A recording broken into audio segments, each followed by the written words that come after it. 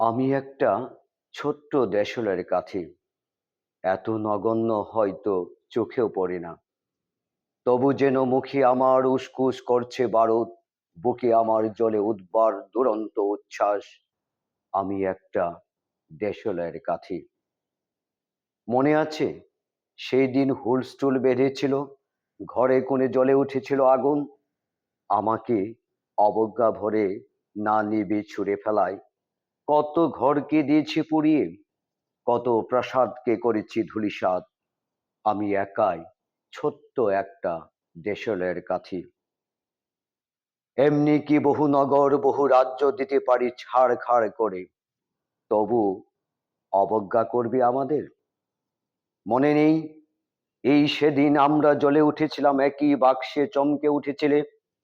আমরা শুনেছিলাম তোমাদের বিবর্ণ মুখের আর্তনাদ। আমাদের কি অসীম শক্তি তা তো অনুভব করেছ বারংবার। তবু কেন বোঝো না, আমরা বন্দি থাকবো না তোমাদের পকেটে পকেটে।